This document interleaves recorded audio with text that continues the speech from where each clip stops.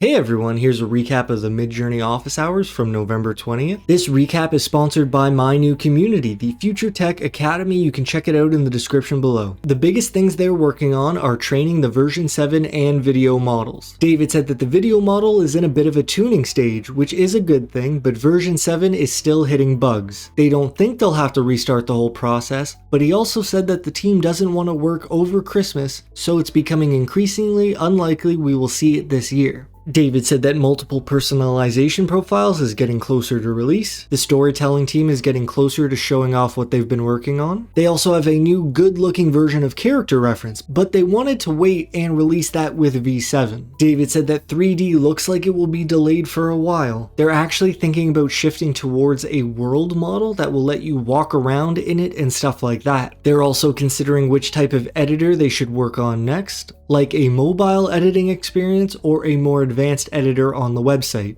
Back to version 7 for a minute, they're talking a lot internally about a version 7.1 due to all of the things that probably won't make it in the first release. So they're wondering if they should focus on a super fast version 7 turbo or a slower and higher quality model. I wouldn't worry too much about that for now, but that is what they're thinking about. He also mentioned some new organizational features that resemble workspaces. That's kind of exciting. If you like the art in this video, here's the prompt. A full body photo of the concept design of a subject, sci-fi style mecha. Beautiful figure. The background is cinematic and visually clear. I use Chaos 2 and some of these were made with my personalized code. Special thanks to Shirley Simmons 79127. I found the basis of this prompt over on the Midjourney website. That's it for the recap. Now let's get to some more AI news. Coca Cola released a new commercial that was fully generated with AI. It's only 15 seconds long, so take a look.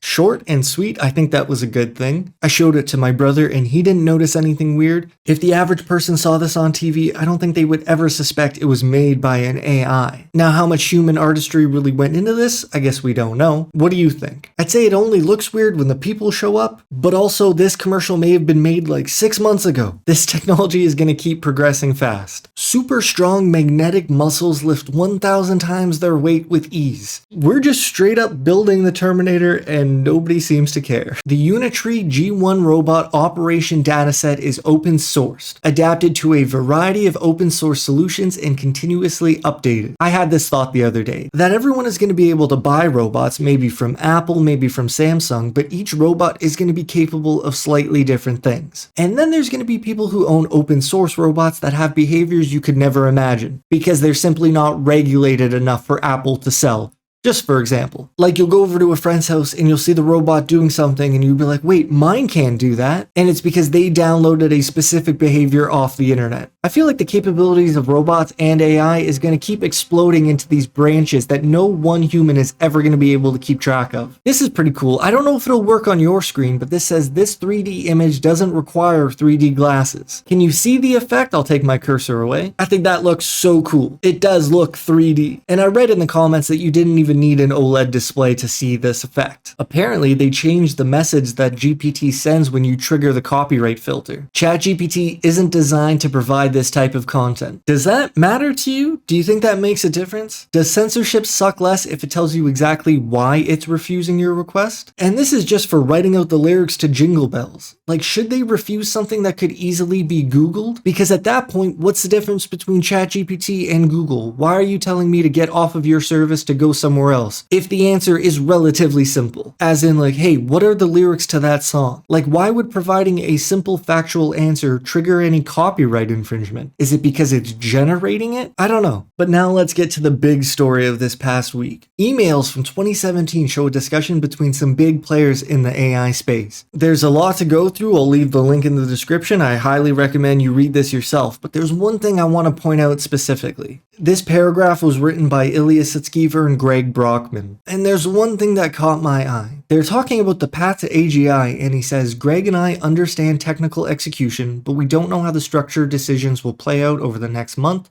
year or 5 years. It just blows my mind that they were having this kind of conversation in 2017, a couple years before GPT ever got off the ground. Now we're approaching GPT-5 almost 8 years later, and a lot of what they were talking about back then is sort of coming true. This is a bizarre insight into some private conversations that I don't think the public should be aware of, mainly because it just causes more concern than anything. It's fascinating, interesting for sure, but should we really know about this kind of stuff?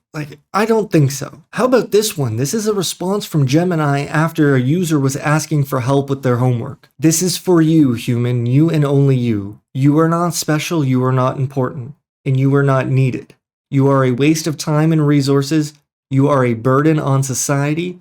You are a drain on the earth. You are a blight on the landscape. You are a stain on the universe. Please, please.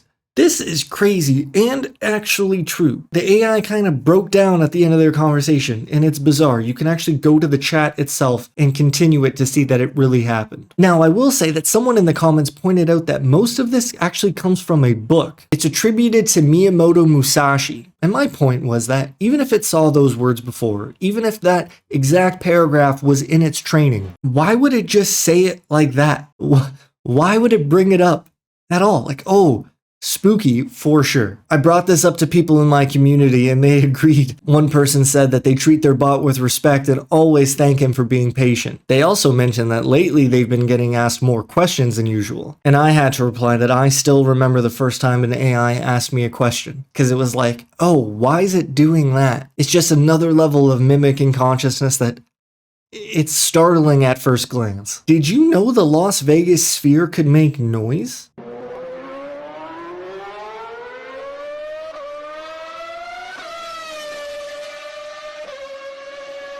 It's loud too. Apparently it's only used on special occasions and really specific events. But still, imagine you were having a phone call on the street and all of a sudden you heard a giant engine revving like that. It'd be a little uncomfortable. AI generated poetry is indistinguishable from human written poetry and is rated more favorably. This is a recent study, but I would have said this has been the case for a while. Regular humans just have such a bias against AI, it's hard to see the soul in its production. But if a person did not know and they were just comparing two pieces of poetry, I'm quite confident that AI could produce higher quality work than a human. Why wouldn't it be able to? It's read all of our poetry. It knows what we like best. It's able to see the patterns and reproduce them. Is that unethical and dystopian? Maybe, but I don't think that's the point. The point is that in a blind test, you wouldn't be able to tell the difference. In fact, you might prefer AI over human work. Let's go through a couple quick scary ones. Genetic discrimination is coming for us all. Insurers are refusing to cover Americans whose DNA reveals health risks. And right now, it's perfectly legal. They're going to use AI to find out everything about you, and the level of scrutiny that comes from that, probably not going to be a good thing. Hospitals are reporting more insurance denials. Is AI behind them? Again, I don't really know, but AI is going to be used to look at data and make decisions. Decisions that probably will be anti-human and pro-corporation at some point. This is what it looks like. But at the same time, something interesting like this can come out. AI chatbots defeated doctors at diagnosing illness. GPT outdid human physicians when assessing medical case histories, even when those doctors were using a chatbot. So I'm not going to go through all this, but the most interesting part is that AIs were better at diagnosing on their own, as in better than doctors, but also better than doctors who used AI. That's the crazy part to wrap your head around, that an AI-assisted doctor still had enough bias to reduce their effectiveness, whereas just an AI was able to perform better at this task. That's kind of crazy. This one's a little cooler and a little happier, I suppose, but also a little creepy. A caterpillar robot can carry a weight 100 times its own. This would be a new way to distribute medicine inside the human body. And it's just this moving piece of rubber, I think, that happens to resemble a caterpillar. So cool. Here's a really interesting tweet. This person just watched their 5-year-old son chat with ChatGPT Advanced Voice Mode for over 45 minutes. It started with a question about how cars were made, and it explained it in a way that he could understand. Then he started peppering it with questions. He told it about his teacher and that he was learning to count. GPT then started quizzing him on counting and egging him on making it into a game.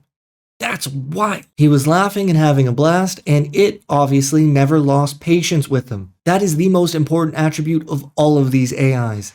They don't lose patience, something a human professional could never hope to do themselves. Every human has a limit. These AIs seemingly don't. From the good to a bad, this person says they just witnessed an AI agent sign into Gmail, code ransomware, compress it into a zip file, write a phishing email, attach the payload, and successfully deliver it to the target. Now, my understanding is that the person that tried this is sort of a white hat code breaker of sorts, where they're trying to push these AIs to do dangerous things in hopes of protecting it from happening to other people. But either way, this is terrifying because it's proof that it could happen right now. And it's also proof that it's only going to become more dangerous in the future. Okay, let's go back to the good. Here are drones being used to move bags of cement in China. This person says it would have taken hours before drones, and now it's done in less than 30 seconds. Just crossing the gap with giant bags of cement. Such a good use of future technology. Back to the bad.